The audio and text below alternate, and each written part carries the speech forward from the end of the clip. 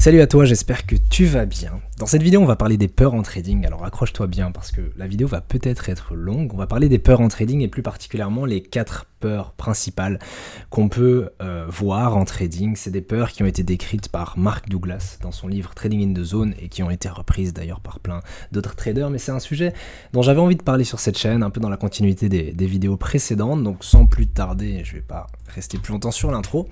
J'ai juste préparé un petit canevas qui va m'aider à tenir le fil parce que j'ai vraiment envie de tout aborder et de ne rien oublier. Mais donc aujourd'hui, on va parler des peurs en trading. Alors d'abord, pourquoi c'est important et intéressant de parler des peurs en trading? Il faut savoir que passé un certain stade, la plupart des erreurs que tu vas commettre ne seront pas liées à un manque de compétences. Donc cette vidéo s'adresse plus aux traders qui sont un peu plus avancés, peut-être pas à ceux qui ont vraiment, qui débutent. Donc si tu n'as que quelques mois d'expérience en trading, peut-être que la vidéo ne te concernera pas directement.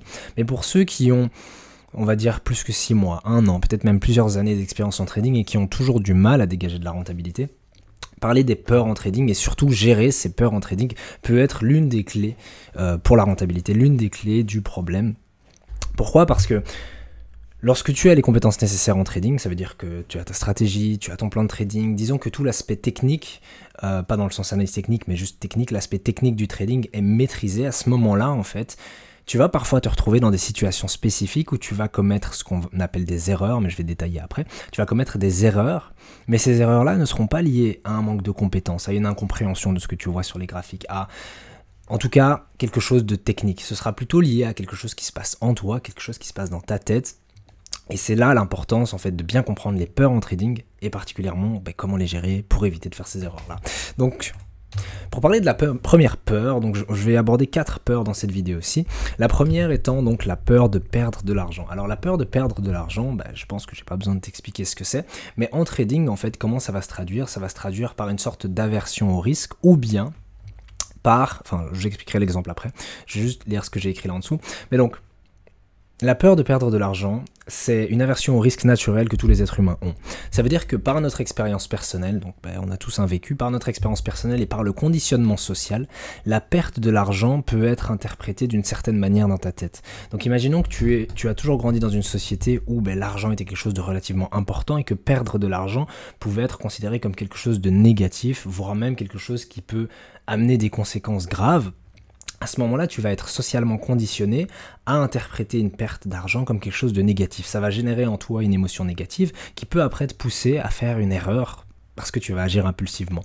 Autre possibilité aussi, c'est par ton expérience personnelle, peut-être que ta relation à l'argent est particulière et que tu es quelqu'un de très averse justement à cette perte d'argent et que perdre de l'argent t'énerve. Et bien ces deux choses-là, donc par ton expérience personnelle et par le conditionnement social, ça va amener naturellement en toi une peur de perdre de l'argent. Si tu es câblé comme la plupart des gens, tu n'aimes pas normalement perdre de l'argent et c'est normal. Mais donc en trading, comment ça va se traduire? Il y a 2 possibilités. Soit ta peur de perdre de l'argent va te pousser à éviter d'entrer sur les marchés. Pourquoi? Parce que, et ça t'est sûrement déjà arrivé, super, j'ai préparé un tableau blanc. Je vais peut-être illustrer ça comme ça, mais donc, imaginons, je sais pas moi, le prix évolue dans un certain sens et tu anticipes un rebond du prix à ce niveau-là et tu veux entrer à ce niveau-là. Ça t'est sûrement déjà arrivé de voir le prix se développer et peut-être qu'il te donne un signal d'achat, puis peut-être même un deuxième et tu hésites, et tu hésites, et tu hésites. L'une des possibilités à ce moment-là, c'est que la raison pour laquelle tu hésites, c'est peut-être que tu as peur de perdre de l'argent.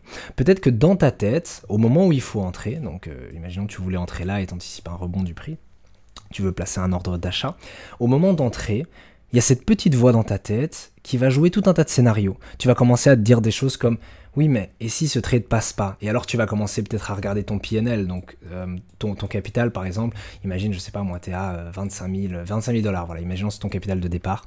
Tu te dis « Oui, mais si je me mange une perte maintenant, je vais passer à 24 000 et c'est embêtant pour moi. » Ou bien « Oh, j'ai déjà pris une perte hier et avant-hier, ça m'embêterait d'en reprendre une, etc. » Et tu vas commencer à jouer tout un tas de scénarios hypothétiques. Tu vas même plus regarder les probabilités de ton trade parce que c'est ça de base les raisons pour lesquelles tu entres ou tu n'entres pas.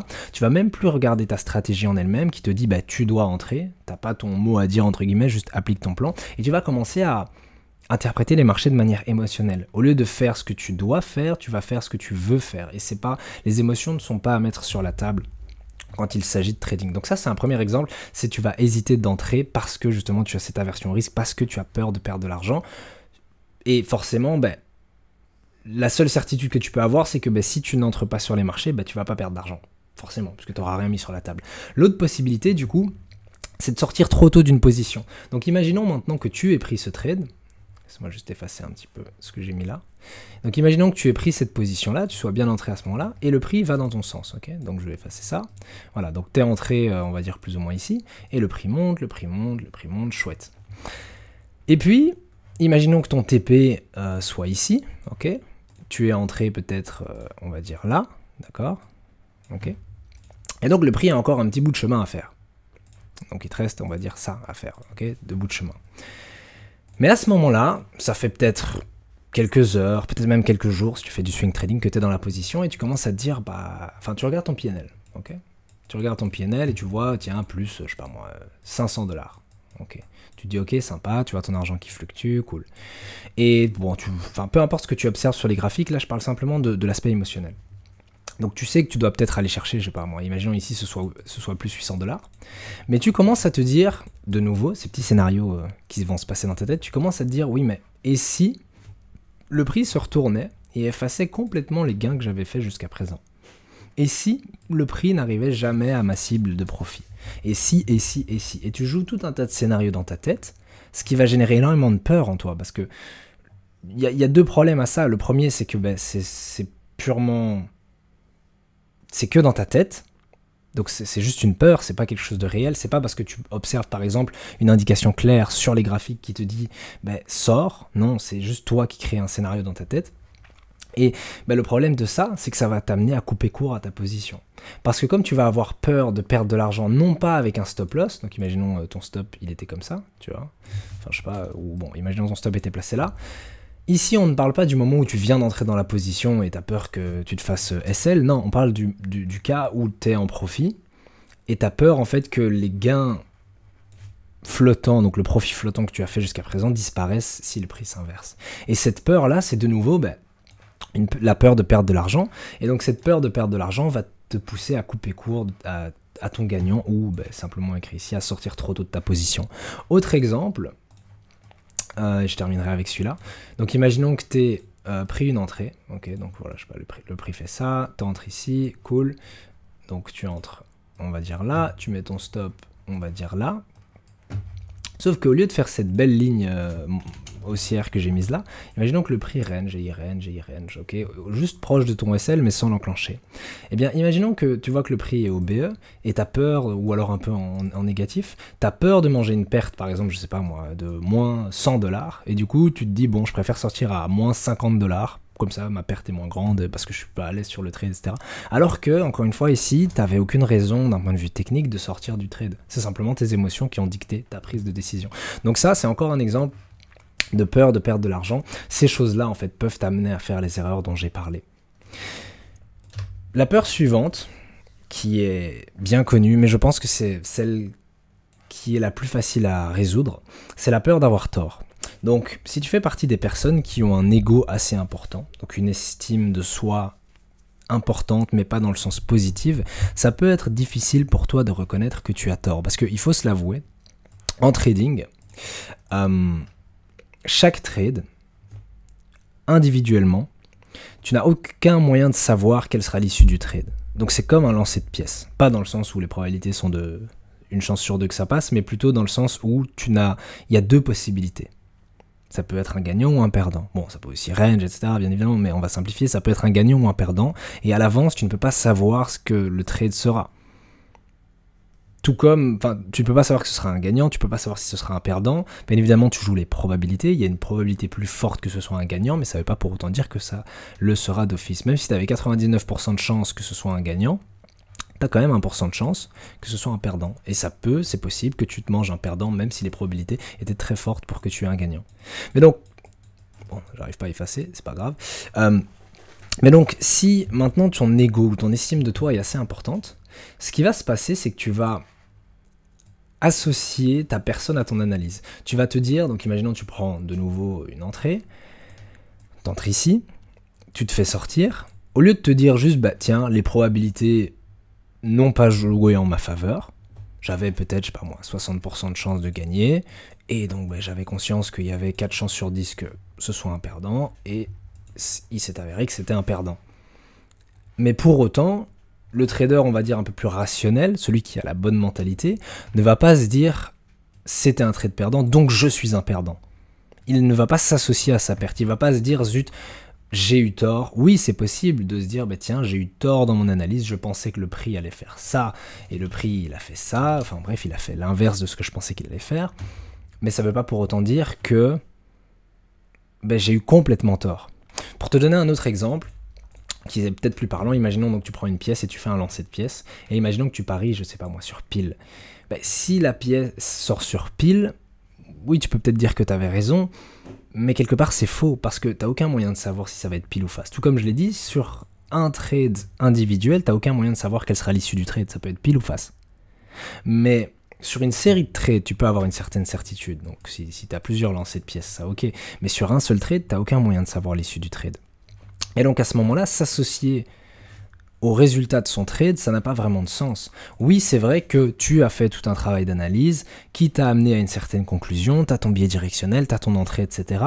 Mais la raison pour laquelle le trade s'est avéré être un gagnant ou un perdant n'a rien à voir avec ton analyse. Ou formulé autrement, l'issue de ton trade ne dépend pas de la qualité de ton analyse. C'est pas parce que tu as fait une super analyse de 1000 heures, non je sais pas, enfin c'est pas parce que tu as fait une super analyse de je sais pas moi, plusieurs heures sur les graphiques etc.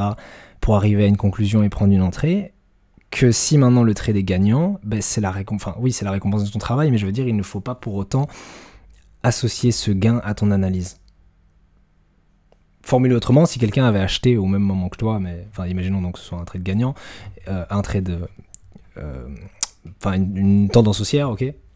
Tu pars à l'achat, et si quelqu'un avait acheté au même moment que toi, sans pour autant faire l'analyse, il aurait aussi été récompensé par un gain. Enfin, ce que je veux dire par là, si je m'embrouille un peu, c'est simplement que tu ne dois pas t'associer à l'issue de ton trade. Parce que si tu fais ça, tu vas en fait mélanger ton ego avec le résultat de ton trade, alors que ça n'a rien à voir. Tu vas te dire, ah, j'ai perdu ce trade, donc je suis un perdant. Non, tu as perdu ce trade parce que les probabilités n'ont pas joué en ta faveur. Ta faveur, c'est quoi? Ben, c'était ton billet, ton billet directionnel de base.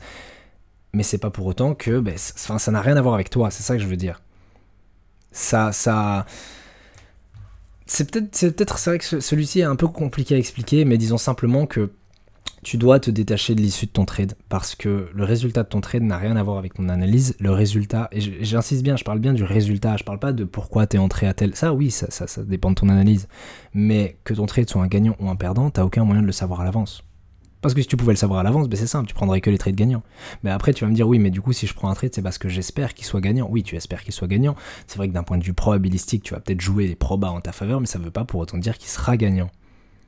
C'est un peu un mindfuck, en fait, parce que ça veut dire que chaque trade que tu prends, tu le prendrais pas si tu te disais, ça va être un perdant, c'est logique. Si maintenant, tu vois un setup, tu te dis, ce trade-là, je pense qu'il va être perdant, tu vas pas le prendre. Mais quelque part, c'est aussi ce que tu fais dans l'autre sens. Tu le prends parce que tu penses qu'il va être gagnant, mais la réalité, c'est qu'il va peut-être pas être gagnant. Donc si tu raisonnes comme ça en te disant, là, je pense qu'il va être un perdant, donc je le prends pas, tu devrais aussi te dire, à l'inverse, ah tiens, là, ça va être un gagnant, donc je le prends. Et c'est ce que tu fais, mais c'est un peu... L'action en elle-même n'est pas mauvaise. Tu prends tes setups quand ils se présentent à toi. C'est le raisonnement derrière qui est pas bon. Parce que tu associes quelque chose au résultat de ton trade, alors que tu n'as aucun pouvoir d'action là-dessus. Enfin bref, je vais pas, parce que là on va partir dans des explications trop complexes, à la limite remonte un peu en arrière dans la vidéo si t'as pas bien compris ce que j'ai expliqué, mais c'est assez, même pour moi c'est assez difficile à expliquer. Mais bref, donc la peur d'avoir tort, l'ego, l'estime de soi, aussi le conditionnement éducatif. Ce que j'appelle comme ça, c'est qu'on a toujours été conditionné dans notre éducation, donc quand on était petit et en grandissant, à ce que le fait d'avoir tort est punissable. Avoir tort est une mauvaise chose. Quand tu as tort, quand tu te trompes, généralement tu as une quelconque forme de punition, c'est pas une bonne chose d'avoir tort. Et souvent, c'est en fait avoir raison est récompensé dans la société, avoir tort n'est pas récompensé dans la société. Et on a associé ça à tort sur les marchés financiers, à se dire je dois avoir raison sur les marchés, et la réalité c'est qu'on s'en fout que t'aies raison ou tort. L'important c'est ce qui fonctionne, c'est une phrase que j'aime bien dire, mais ce qui compte sur les marchés financiers c'est ce qui fonctionne. On s'en fout de qui a raison, qui a tort, genre littéralement on s'en fout. c'est vrai que ça peut être chouette, ça booste ton ego quand tu as raison, quand tu as la direction du prix par exemple, et que tu arrives à choper un bon trade sur ça. Mais la réalité, c'est qu'on s'en fout. Tu dois juste jouer tes probas, tu dois juste jouer ton setup, avoir un edge qui te permet d'avoir un avantage sur un échantillon assez grand de trade. Et d'un trade à l'autre, on s'en fout que tu aies raison ou tort. C'est pour ça que je dis que c'est important de ne pas s'associer à l'issue de son trade et plutôt de regarder en échantillon de 20, 30, 50, 100, 1000 trades. Où là, ça a plus de sens. Bref, donc pour te donner un exemple, parce que je me suis un peu éloigné du sujet principal, un exemple concret, donc c'est quand tu vas hésiter à couper ta perte. Donc par exemple, je vais reprendre l'exemple classique où, imaginons, le prix chute, et tu vois qu'il atteint, je sais pas, un niveau important, et tu te dis, ok, le prix va rebondir. Tu vois que le prix rebondit, et puis, tu vois qu'il perd de l'élan, il se met en range, et il commence à te montrer des signes qu'il va se retourner. Mais il peut se passer deux choses à ce moment-là dans ta tête. Soit tu es un trader rationnel et tu te dis, bah tiens, là, le marché me donne une indication où je dois sortir. J'ai eu tort à quel niveau? Tu pensais peut-être que le prix allait aller jusque là, puis finalement, le marché a perdu de son élan, il a perdu de son souffle à ce niveau-là, et donc ça sert à rien de tirer le trade plus loin, parce que si maintenant je te dessinais la suite du graphe, imaginons le graphe fait ça, et en fait ça c'était juste un retracement d'une continuation plus grande, à ce moment-là, t'aurais jamais été chercher jusque-là, tu vois. Mais donc il faut reconnaître que, ah tiens, j'ai eu tort quant à mon TP, j'ai mis mon TP trop loin, en réalité le prix n'ira pas plus haut que là, j'ai un signal d'inversion, il y a ce risque que le prix se retourne, donc je ferme ma position là, chouette. Mais si maintenant tu reconnais pas tes torts, qu'est-ce qui va se passer? Tu vas voir le prix chuter, tu vas dire non, je garde ma position, et tu vas te faire sortir. Pire encore, il y a des gens qui vont, je sais plus comment on appelle ça, mais imaginons tu vois le prix qui chute, tu te dis mince, j'ai effacé, et qui vont réouvrir une position par-dessus. Et se dire, ok, mais si maintenant le prix rebondit, comme ça je refais ce gain-là, et en plus je fais... Et ils vont scale in, ils vont mettre des add-in dans un mouvement baissier, et en espérant continuer à surfer sur une truc haussière, alors que tout ce qu'ils avaient à faire, c'était juste de reconnaître que ils ont eu tort quant à la cible maximum de profit, qui était trop loin, ils auraient dû la mettre là, et voilà. Mais donc, c'est ce que j'ai écrit ici avec l'exemple, c'est hésiter à couper sa perte. Ça peut être dans le sens d'un gagnant, mais ça peut aussi être dans le sens d'un perdant. Ça veut dire qu'il y a certaines personnes qui trade sans stop, donc imaginons le prix descend, et là il y a ton entrée, ok, c'est un ordre d'achat. On va dire que ton TP est là-haut, et on va dire que ton stop, que tu n'as pas mis, donc on va dire que c'est un stop hypothétique, ok, c'est un stop mental, on va dire, ok, tu te dis, ok, quand le prix rejoint tel niveau, je sors. Le prix déclenche ton entrée, il monte un peu, et puis il te donne il te donne un signal clair qui te dit, en fait, finalement, il va pas monter, le prix va continuer à chuter. Et il arrive à ton stop, mais imaginons que t'aies pas mis de stop, et tu te dis, non, c'est pas possible, j'ai raison, je sais que le marché va monter,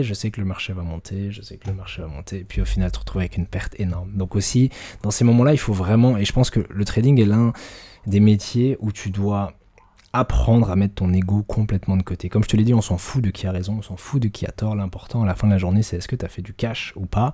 Et il n'y a que comme ça qu'on va regarder ta performance. On s'en fiche de « Ah oui, mais regarde, j'ai eu raison sur la direction de machin, de truc, et j'ai bien anticipé telle annonce ou quoi. » On s'en fout. Est-ce qu'à la fin de la journée, tu as fait du cash? Est-ce qu'à la fin de la semaine, tu as fait du cash? Est-ce qu'à la fin du mois, tu as fait du cash? C'est tout ce qui compte. Parce que tu peux avoir deux traders, l'un qui a eu raison sur sa direction, son analyse, je sais pas quoi, mais qui a perdu de l'argent parce qu'il a pris une mauvaise entrée, il avait une mauvaise gestion de trade, il a eu l'une des peurs qu'on est en train de voir ou quoi, il a fait n'importe quoi, et l'autre qui peut-être avait tort dans sa direction.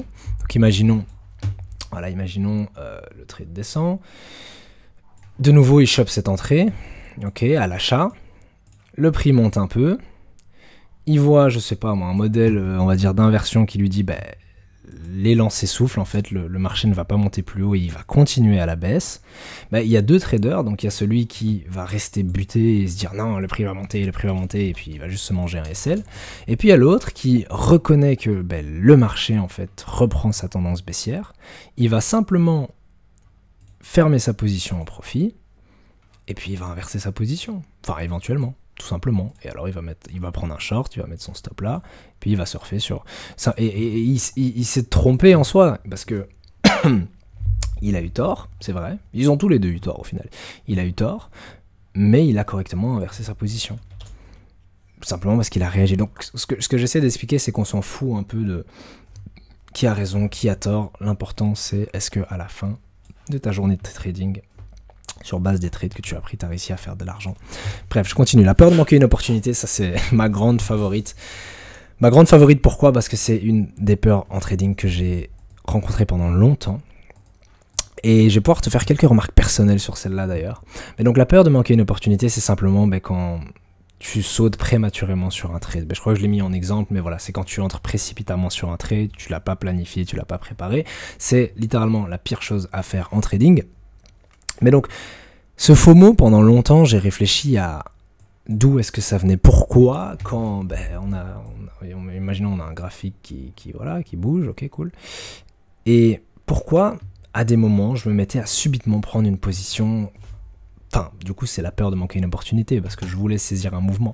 Mais il y a deux choses qui m'ont énormément aidé à contrer, on va dire, cette peur de manquer une opportunité. La première, c'est de comprendre qu'il y a une grande différence entre les opportunités, ok, bon, je vais juste écrire hop, et comment je pourrais appeler ça, les mouvements de prix, les occasions, appelle ça comme tu veux, mais disons simplement que tu ne dois pas trader tous les mouvements du marché. Parce que des opportunités, il y en a des milliers, des millions, des milliards, mais tu ne dois pas trader tous les mouvements du marché. Il peut t'arriver que tu manques un mouvement, mais ça ne veut pas pour autant dire que tu as manqué une opportunité. Parce que si, selon ta stratégie, selon ton plan, le mouvement qui a eu lieu, simplement n'était pas à saisir, parce que tu n'avais pas de setup, parce que ta stratégie ne t'a pas dit d'entrer, mais tu n'as pas manqué une opportunité, puisque selon ta strat, tu n'avais pas d'opportunité.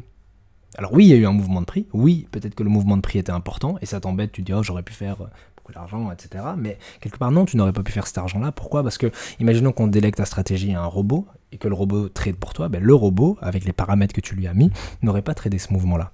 Donc tu n'as pas manqué une opportunité, en réalité, parce qu'il n'y avait pas d'opportunité, selon ta stratégie. Tu as juste manqué un mouvement. Mais des mouvements, il y en a tout le temps. Si maintenant tu pars en vacances une semaine, tu vas aussi manquer des mouvements. Mais c'est pas pour autant que tu vas dire « Oh zut, j'ai pas pu trade ». Non, tu t'en fous, parce que tu te dis « je suis en vacances, donc voilà, je sais que le marché va bouger pendant que je suis pas là, mais j'ai pas envie de saisir les mouvements. » Tous les mouvements, c'est cette mentalité-là qu'il faut avoir.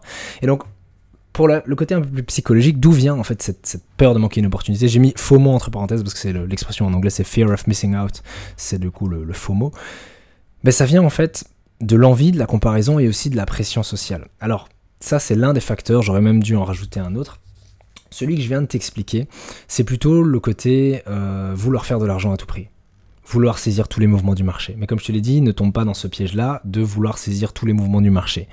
Entraîne-toi d'ailleurs, quand tu fais du backtesting, à regarder, pour avoir ce que je considérerais être une bonne semaine ou un bon mois de trading, est-ce que j'ai vraiment besoin de saisir tous les mouvements du marché? Et tu te rendras compte que non. Pour ma part, qui fait plutôt du swing, j'ai remarqué qu'avec 2, 3, 4 bonnes positions par mois, je suis satisfait. Selon ce que je cherche à faire comme performance. Donc j'ai pas besoin de choper des 10, 15, 20 trades par mois. Non, si j'arrive à choper 2, 3, 4 bons trades sur le mois, je suis content. Après, c'est à toi de voir aussi en fonction de ton style. Si tu fais du day trading ou du scalping, tu vas prendre plus de positions. Mais donc ça peut être intéressant de regarder ça. Le deuxième facteur aussi qui peut influencer le FOMO, donc c'est ce que j'ai écrit là. Et j'ai remarqué que les phases durant lesquelles j'expérimentais le plus de FOMO, c'était les phases où je passais beaucoup de temps sur les réseaux sociaux. Tu vas me dire, mais c'est quoi le rapport? Mais la réalité, c'est que sur Insta, par exemple, ou un autre réseau social si tu veux, mais on va prendre l'exemple d'Instagram. Sur Instagram, je suis d'autres traders. Certains qui sont plus ou moins au même niveau que moi. Et quand tu vois que les autres font de l'argent, même si c'est pas sur le même actif que toi, ça peut être une autre paire, ça peut être, comme je dis, un autre actif financier, mais quand tu vois les autres faire de l'argent, ça va te mettre dans cet état d'esprit de « punaise, et moi, qu'est-ce que j'ai fait comme argent jusqu'ici ?» Et imaginons la semaine démarre, on est lundi, mardi, mercredi, et tu vois peut-être que mercredi, ou même, imaginons le jeudi arrive, tu vois qu'eux, ils ont déjà fait leur profit pour la semaine, ils sont bien, ils sont tranquilles, ils ferment leur semaine de trading, et toi, tu es toujours là à galérer à trouver une opportunité. Le risque, en fait, avec cette mentalité-là, c'est que tu vas sauter sur un trade, tu vas rentrer précipitamment sur un trade qui n'est pas planifié. Et c'est vraiment con, parce qu'en fait, c'est comme j'ai dit, cette envie et cette comparaison aux autres, parce que eux ont fait de l'argent, tu veux t'empresser de faire de l'argent et donc tu vas prendre n'importe quel trade. Évite de faire ça aussi. Si ça peut t'aider, simplement ne regarde pas ce que les autres font, ne regarde pas les performances des autres sur les réseaux sociaux, ou bien si tu les regardes, essaye de prendre du recul et te dire ok, mais c'est pas parce que eux, encore une fois, c'est comme si c'était un mouvement, c'est comme si c'était du bruit autour de toi, tu ne dois pas saisir tous les mouvements. Peut-être que pour eux, il y avait une opportunité, mais parce que c'est leur stratégie de trading. Ils tradent peut-être même pas les mêmes actifs, donc ça n'a aucun sens de se dire « Ah mais punaise, mais eux, ils ont fait de l'argent, donc j'ai pas fait d'argent. » Et c'est normal de vouloir s'aligner aux autres et de faire mieux que les autres, mais il faut pas tomber dans ce piège-là parce que ça va te faire des erreurs en trading. Bref, la suivante, la peur de laisser de l'argent derrière soi, et c'est la dernière du coup. Donc les 4 peurs jusqu'à présent, je te fais un mini résumé, on avait la peur de perdre de l'argent, on avait la peur d'avoir tort, et on avait la peur de manquer une opportunité. Mais donc la 4e et dernière peur, c'est la peur de laisser de l'argent derrière soi. Donc ça c'est typiquement, enfin non, ça j'expliquerai après, mais donc ça découle de quoi? Ça découle d'une mentalité de rareté, je vais expliquer après, et d'un manque de confiance en sa stratégie, en son plan, etc. Donc pour te donner un exemple très concret, je vais juste l'afficher, donc c'est laisser tourner trop longtemps son trade. Imaginons, de nouveau, tchac, t'ouvres une position ici, le trade monte, le trade monte, le trade monte. Et puis, t'arrives à, je sais pas, moi, imaginons ici, il y a une zone clé, un niveau de résistance, ou bref. Et à ce moment-là, le marché t'envoie un signal comme quoi tu devrais sortir de ta position, ou au moins prendre des profits partiels. Sauf que là, de nouveau, ce petit monstre dans ta tête, cette petite voix qui va venir te distraire et te dire « Oui, mais et si ?» Je vais le mettre en gris. Et si, au lieu d'être la fin du mouvement, le marché, en fait, se retraçait un tout petit peu pour rebondir plus haut? Bon, dans ces cas-là, tu vas me dire, oui, tu peux prendre des profits partiels et voir, et puis laisser tourner, mais imaginons simplement, prends ce scénario hypothétique, donc de « et si, en fait, le marché continuait plus haut ?» Et donc, le problème, en fait, avec cette petite voix dans ta tête hypothétique, c'est que tu vas vouloir tirer ton trade pour maximiser tes profits. C'est typiquement les gens qui cherchent à gratter le moindre petit pips, le moindre petit point à la hausse, et qui peuvent avoir, et ça m'effraie parfois quand je vois ça, mais qui peuvent avoir typiquement une position comme ça, je vais te la dessiner. Donc imaginons que ça soit le stop, ok. Ça, bon, c'est un RR de taré, mais c'est pas grave. Et donc le trade évolue dans leur sens, dans leur sens, dans leur sens, dans leur sens, dans leur sens, et ils vont être genre là, ça va range par exemple, et ils vont garder la position ouverte. Et éventuellement, peut-être que leur stop sera, je sais pas moi, pas juste là, parce qu'à la limite, là, tu peux dire, ok, bon, tu sais quoi, tu vas gratter un peu, voir ça passe, ou bien au pire, tu sors là. Mais leur stop va peut-être être là, au milieu. Donc ça veut dire que si on mesure quand même le ratio de risque par rapport à la récompense, mais en termes réels, le mec va risquer genre tout ça pour ça de profit. Et c'est là où tu vois que ça n'a pas beaucoup de sens.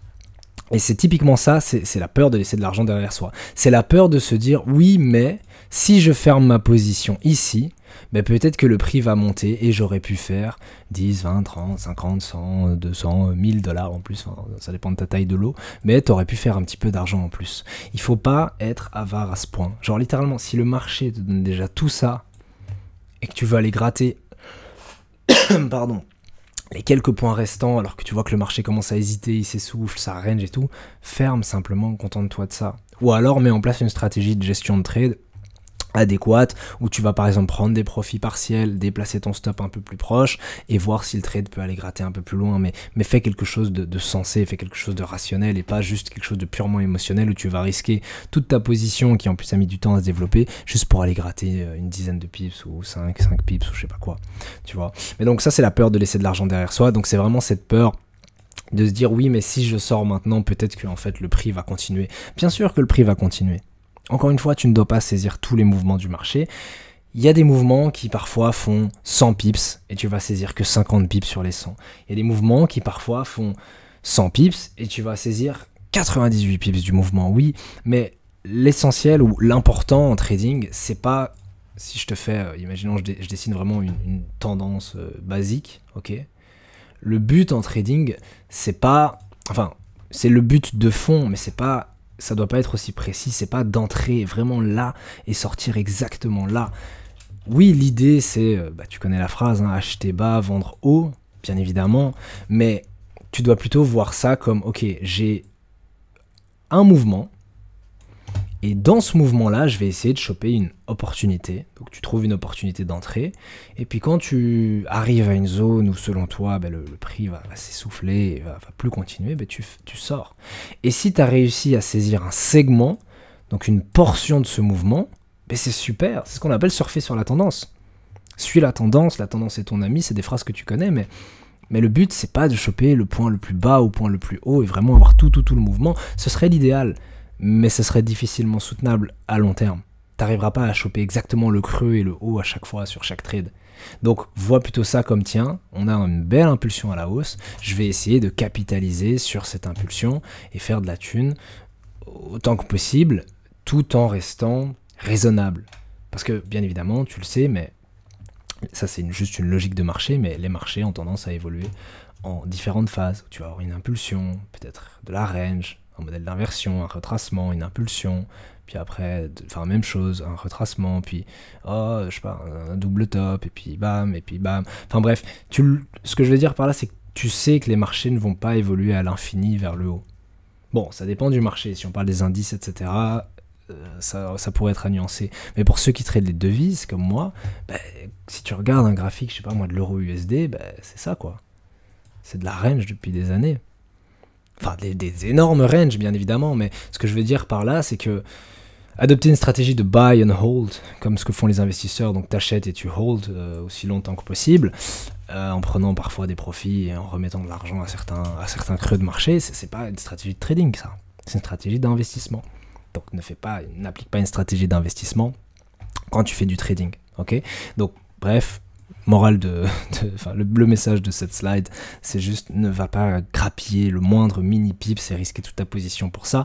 Apprends à... En fait, retiens juste cette phrase, toutes les bonnes choses ont une fin, et même les bons trades ont une fin. Même si on aimerait voir notre PNL grandir et grandir et grandir encore, il y a un moment où il faudra bien sortir de ta position. Sinon, tu es un investisseur, si tu fais que du hold, il y a un moment où il faudra sortir de ta position, définis ça à l'avance, avant d'être entré dans ton trade, et puis au moment où le prix arrive à cet endroit-là, où tu as dit que tu allais sortir, ou à partir du moment, si c'est pas une zone, mais plutôt des critères, à partir du moment où le marché te donne tes critères de sortie, où il te dit, tiens, il y a ça qui me dit que je dois sortir de ma position, sors. Et qu'elle commence pas à laisser la petite voix dans ta tête qui te dit, oui, mais et si le marché allait plus loin et je pourrais faire... Le conditionnel, donc c'est le temps où tu parles en et si, je pourrais ça. Le conditionnel n'est vraiment pas ton ami sur les marchés financiers. Parler en oui mais ça pourrait faire ci, ça pourrait faire ça. Enfin bon, c'est à nuancer. Envisager tous les scénarios qui peuvent se produire quand tu ouvres une position, c'est une bonne chose. Mais je parle vraiment du si qui va te faire un peu... tu vas essayer de justifier des choses qui sont juste pas bonnes à faire, comme par exemple, oui mais et si je gardais ma position, est-ce que c'était prévu avant ou pas? Non, alors ne garde pas ta position ouverte plus loin que la limite du raisonnable. Bref, on a fait le tour. Dernier petit récap, mais donc les peurs en trading, on en a 4, la peur de perdre de l'argent, la peur d'avoir tort, la peur de manquer une opportunité et la peur de laisser de l'argent derrière soi. Je t'invite franchement à éventuellement re-regarder la vidéo, parce qu'il y a eu quand même beaucoup d'informations, et éventuellement même à prendre des notes. Si jamais tu veux aller plus loin sur le sujet de ces peurs-là, ça vient de Mark Douglas, c'est écrit comme ça, Mark Douglas, du livre Trading in the Zone, voilà, si jamais, comme ça tu l'as. Ça vient de ce livre-là. On en parle aussi dans le livre Trade Mindfully. Ouais, peut-être que mon accent est pas ouf. Donc dans ce livre-là, de Gary Dayton, très intéressant aussi. Mais donc voilà, si tu veux explorer un peu plus le sujet, aller un peu plus en profondeur, tu peux éventuellement lire ces livres-là. Et puis sur ce, j'espère que la vidéo t'a plu et on se dit à la prochaine pour une prochaine vidéo.